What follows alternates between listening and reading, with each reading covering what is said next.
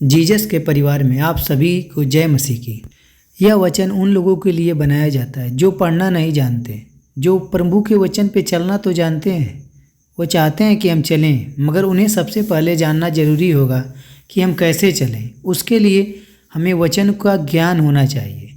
तो उनके लिए है कि यह जब मर्जी वो सुने, क्योंकि इसमें पाठ्यक्रम के द्वारा बनाया गया है। एक कहानी के तौर पे अच्छी तरीके से समझाया गया है। एक बार सुनने के बाद आपको पूरी समझ आ जाएगी कि हमें बाइबल क्या कहना चाहती है। अगर आप चाहे जितना बड़े विश्वासी हो, अगर आप पढ़े लिखे भी हैं, आप रोज़ बाइबल पढ़ते हैं, मगर कैसे पढ़ना है, क्या समझना है, अगर आप इसमें सुनते हैं तो आपकी समझ और ज़्यादा खुलेगी। आप इस चैनल को सब्सक्राइब कीजिए और लाइक कीजिए और हमें सपोर्ट कीजिए कि हम और परमेश्वर के वचन को आपके पास लेकर आएं और परमेश्वर जो आपसे बात करना चाहता है उसे अच्छी तरीके से हम आपको समझा पाएँ। वचन में हमने जाना था प्रभु यीशु का जन्म कैसे हुआ और किन किन भविष्यवाणियों की वजह से प्रभु का जन्म चरनी में हुआ था। और हमने बताया था कि प्रभु के जन्म के बाद किस तरह बच्चों को क्रूर राजा था जो उन्हें बच्चों को कैसे मरवाया था, और प्रभु यीशु को मरियम और यूसुफ मिलकर उसे बेतलहम में लेके जाके रुके हुए थे। उन्हें एक घर मिला था और वो युवा जोड़ों के रूप में अपना जीवन बिताने लगे। उन पहले 2 साल की कल्पना करो जब उन्होंने परमेश्वर के पुत्र को पकड़ा और खिलाया और डकार दिलाई होगी। वास्तव में क्या ही एक महान रहस्य था। इस बीच क्रूर राजा हेरोदेस केवल कुछ ही मील दूर यरूशलेम में राज कर रहा था। वह यहूदिया के पूरे क्षेत्र पर शासन कर रहा था। वह इजराइल का उचित राजा नहीं था। उसने अपने सत्ता को उन रोमी नेताओं को खुश रख कर खुद को बनाया हुआ था, जो यहूदी लोगों पर अपनी सैन्य शक्ति के बलबूते से उस पर दबाव किया हुआ था। हेरोदेस अक्सर अपने क्रूर बल और उत्पीड़न के माध्यम से उन पर सत्ता की पकड़ को सुनिश्चित करना चाहता था। नियंत्रित के लिए उसकी बहस इतनी स्वार्थी और दुर्भाग्यपूर्ण थी कि उसने अपने परिवारजनों को भी मार डाला था। वह अपनी क्रूरता के लिए इतना प्रसिद्ध था कि कैंसर और अगस्तुस ने खुद यह कहा, मुझे हेरोदेस का सूअर बनना मंजूर है, इससे कि उसका बेटा। कई लोग और यहूदी लोग ने इस भयावहता की अफवाहें सुनी और देखी और कांप उठे। वह उनके पवित्र वचन के परमेश्वर में कितना विपरीत था। वह कैसे आने वाले मसीहा के विपरीत था। अब और भी इजराइल के सभी धर्मी परमेश्वर के उद्धार की प्रतीक्षा को पुकारने लगे, परमेश्वर का नाम लेने लगे, परमेश्वर को एक महिमा देने लगे कि परमेश्वर कब आएगा। एक दिन पुरुष का एक अजीब कारवा यरूशलेम के शहर पर उतरा। वो ज्ञानियों का एक समूह थे। फारस की भूमि में एक पुरोहित जाति के सदस्य।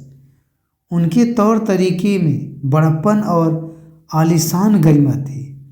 यरूशलेम उनके लिए 1000 मील की यात्रा थी। जब तक वे पहुँचे वे कई महीनों के लिए कूच कर चुके थे। वे अपने साथ भोजन और खजाने की आपूर्ति के साथ साथ कर्मचारी और नौकरों को भी अपने साथ लाए थे। उनकी आगमन का यरूशलेम में अभिजात वर्ग के हर पुरुष और महिला ने ध्यान दिया। इन भव्य पुरुषों का इतना लंबी और कठिन यात्रा करने की क्या महत्वपूर्ण वजह हो सकती है। सभी लोग सोचते रहे, क्यों इतने दूर से ये लोग आए हैं। लोगों ने सोचा और कल्पना कीजिए आप भी, उनको ये जानने की कितना अचंभा होगा कि वो राजा हेरोदेस के एक सवाल पूछने के लिए इतने लंबे और कठिन यात्रा कर रहे हैं। यह ज्ञानी महान विद्वान थे। वो सितारों और विज्ञान और चिकित्सा और शायद जादू का अध्ययन करते थे। कई महीने पहले उन्होंने अपने देश में दूर एक सितारा देखा था। उसके आने का एक चिन्ह था कि पराक्रमी राजा यहूदा लोगों को पैदा हुआ है। इसलिए वे उन राजा के पास गए जो इजराइल पर शासन कर रहा था, और इस बच्चे के ठिकाने की पूछताछ करने लगे। ज्ञानियों ने उनकी आराधना करने इतने मीलों का कूच किया। कल्पना कीजिए, राष्ट्रों ने पहले से इन उद्धारकर्ता प्रभु और राजा के सामने झुकना शुरू कर दिया था। क्या इजराइल का राजा भी ऐसा करेगा? ज्ञानियों की यह धारणा थी कि हेरोदेस को इस बच्चे का ठिकाना पता होगा, लेकिन इस भयानक राजा के पास स्वर्गदूत नहीं आया था, न तो कोई सपने का प्रकाशन। वे कुंवारी लड़की और बढ़ई और प्रार्थना करने वाली विधवाओं के पास आए थे। इजराइल के असली राजा को घोषणा करने वाले चरवाहे और पुरनियों के पास आए थे, और अब उसके आने का संदेश एक दूर देश में एक सितारे द्वारा विदेशियों को दर्शाया गया। यह मसीहा राजा ऐसा ही लोगों को प्रकाशित हुआ था। वे उनके राजा को सम्मानित जन से थे। एक नवजात राजा की खबर ने हेरोदेस को चिंता में डाल दिया। यह बच्चा उनकी सत्ता के लिए कितना खतरा था। जब यह शब्द यरूशलेम के लोगों के बीच फैला, वो परेशान हो गए। असल में धार्मिकता के नेता और पुजारी उस खोज में नहीं थे जो ज्ञानियों की थी। उन्होंने परमेश्वर के महान वादों के राजा ने कोई वास्तविक दिलचस्प नहीं थे। उन्होंने खुद को राजा हेरोदेस का दोस्त बना लिया था। बदले में हेरोदेस ने उनके मंदिर का पूर्ण निर्माण किया।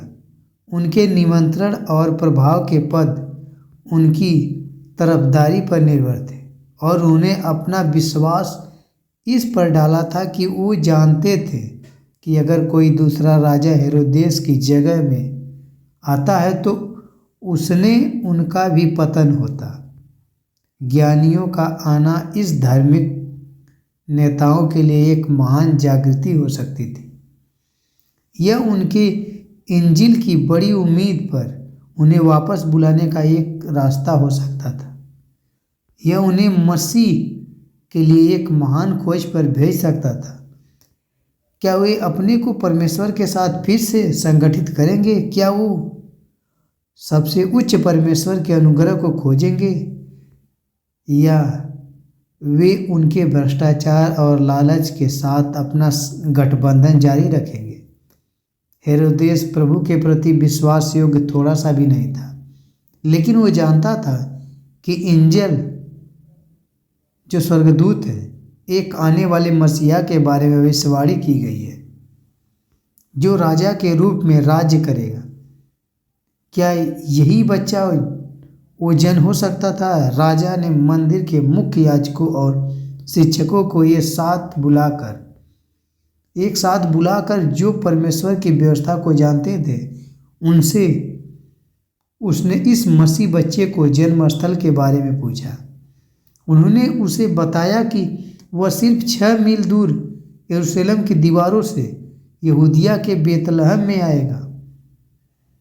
तब उन्होंने नबी मीका से कुछ पदों का हवाला लिया। हे बेतलहम एफ्राता, तू यहूदा का छोटा नगर है और तेरा वंश गिनती में बहुत कम है, किंतु पहले तुझसे ही मेरे लिए इजराइल का शासक आएगा। ज्ञानियों को उनका जवाब मिल गया था। वे जान गए थे कि उन्हें कहाँ जाना है। केवल समस्या यह थी कि अब हेरोदेस भी जानता था। उसे इस बच्चे शासक का विचार पसंद नहीं आया, तो उसने एक शैतानी योजना की उपज की। उसने रहस्य में ज्ञानियों को वापस बुलाया और पूछा कि उन्हें यह सितारा पहले कब दिखाई दिया। वह बच्चे की उम्र जानना चाहता था। फिर उसने उस बालक को खोजने के लिए उन्हें बेतलहम भेजा। उसने कहा, जाओ और इस बच्चे के लिए एक सावधान खोज करो।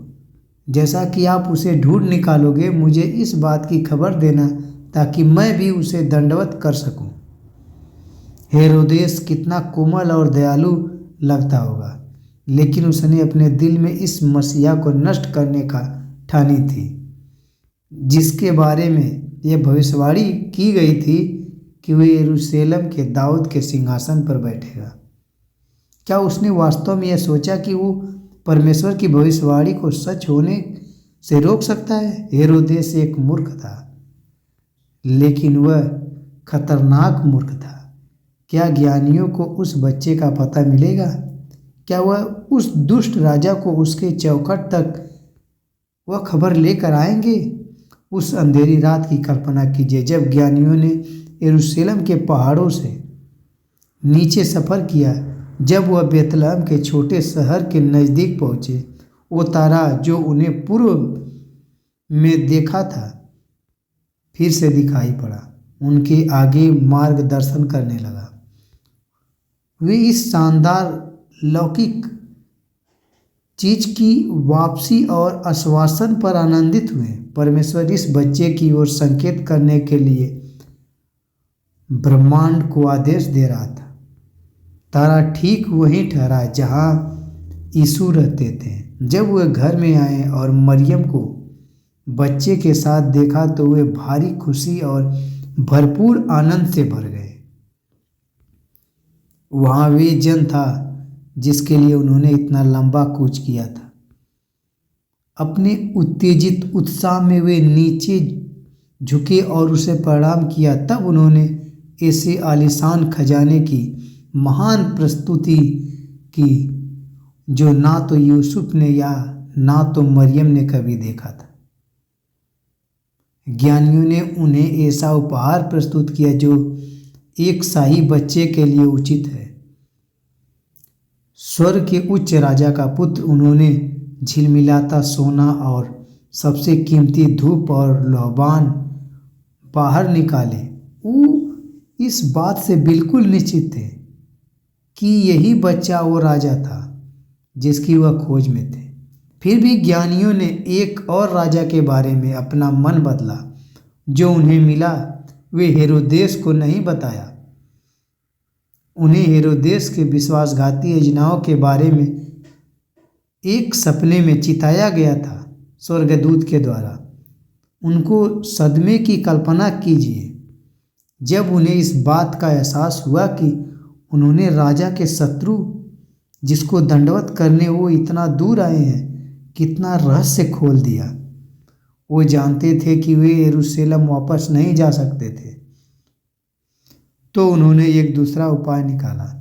एक अन्य मार्ग से वापस घर और चुप्पी साध कर निकल गए।